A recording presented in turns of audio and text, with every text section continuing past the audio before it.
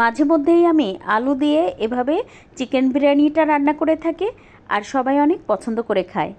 শুক্রবারে মেহমান এসেছিল, তারা তো গরুর মাংস খাবে না, তাই চিকেন দিয়ে এভাবে বিরিয়ানি করেছিলাম, সবাই অনেক পছন্দ করেছিল। আজকের রান্নার জন্য আমি এখানে রোস্টের জন্য যে চিকেনটা ব্যবহার করা হয় সেই চিকেনটা নিয়েছি। তো এখানে 8 পিস চিকেন আছে। এবার এর মধ্যে দিয়ে দেবো স্বাদ মতো লবণ, 1 চা চামচ পরিমাণ আদা রসুন বাটা আর সামান্য একটু ফুড কালার দিয়ে বেশ ভালোভাবে হাত দিয়ে মেখে নিব। আপনি চাইলে কিন্তু ফার্মের মুরগি দিয়েও এই রেসিপিটি করে নিতে পারেন, খেতে বেশ ভালো লাগে। এবার এটা 10 মিনিট মেখে রেখে দিয়ে 10 মিনিট পরে এটা রান্না করতে চলে আসছি। চুলায় একটা প্যানে আধা কাপ তেল দিয়েছি, সাথে 2 টেবিল চামচ পরিমাণ ঘি দিয়ে বেশ ভালোভাবে আমি একটু এটা গরম করে নিয়ে চিকেনটা দিয়ে সুন্দর করে ভেজে নেব। এই যে একটু লাল লাল করে ভেজে নিচ্ছি, এতে করে কিন্তু খেতে অনেক ভালো লাগে। মানে পুরোপুরি ডিপ ফ্রাই করব না, তবে বেশ খানিকটা কড়া করে ভেজে নেব। প্রায় 6-7 মিনিট সময় নিয়ে চিকেনটা ভেজে নেওয়া হয়ে গেছে। এবার তেল ঝরিয়ে তুলে নেব। এবার এখানে 6 পিস আলু দিয়ে বেশ ভালোভাবে এটাও ভেজে নেব একটু লাল লাল করে। আলুটা আপনি চাইলে মাঝখান থেকে কেটে দিতে পারেন। তো এখন হচ্ছে এর মধ্যে দিয়ে দেব এলাচ, দারচিনি আর দিয়ে দেব কালো বড় এলাচ। এবার এর মধ্যে 1 কাপ পরিমাণ পেঁয়াজ কুচি দিয়ে বেশ ভালোভাবে ভেজে নেব। চিকেন ভাজার সময় আমি যে পরিমাণ তেল দিয়েছি সেই তেলেই কিন্তু আমি পুরো রান্নাটা করব, তাই কিন্তু আমি একবারেই তেলটা দিয়েছি। এই তো পেঁয়াজ ব্রেস্তা করা হয়ে গেছে। এবার এখান থেকে কম অর্ধেকটা পরিমাণ পেঁয়াজ ব্রেস্তা তুলে রেখে দেব আর এর মধ্যে দিয়ে দেবো 3 টেবিল চামচ পরিমাণ আদা রসুন জিরা আর ধনে বাটা। তারপরে বেশ ভালোভাবে কষিয়ে নিয়ে এই পর্যায়ে দিয়ে দেবো আধা কাপ পরিমাণ টক দই একটু ফেটিয়ে। তো আরও একটুখানি কষিয়ে নিয়ে সামান্য একটু পানি দিয়ে দেবো। এবার এর মধ্যে দিয়ে দেবো 2 টেবিল চামচ পরিমাণ বাদাম বাটা আর দিয়ে দেবো বেশ কয়েকটা পরিমাণ কাঁচা পাকা মরিচ একটু মাঝখান থেকে ভেঙে।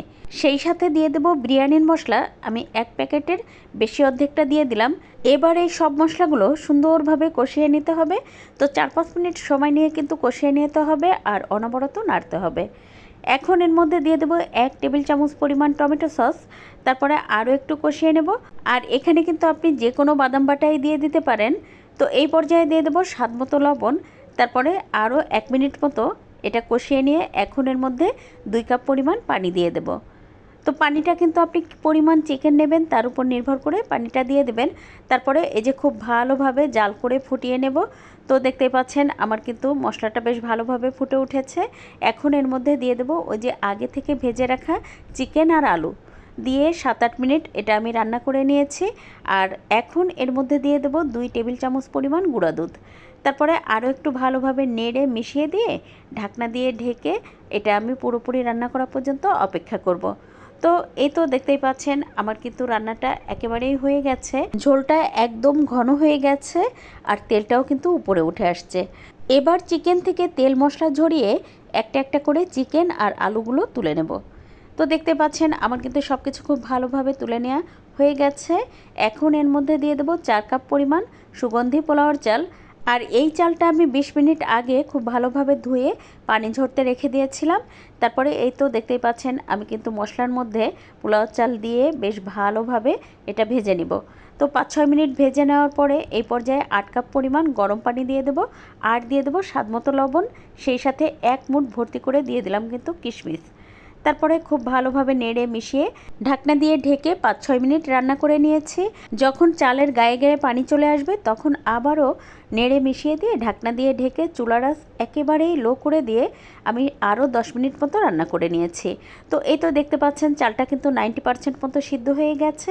এবার অর্ধেকটা রাইস তুলে নিয়ে এর মধ্যে ওই যে রান্না করে রাখা চিকেন আর আলু দিয়ে সমান করে দিব।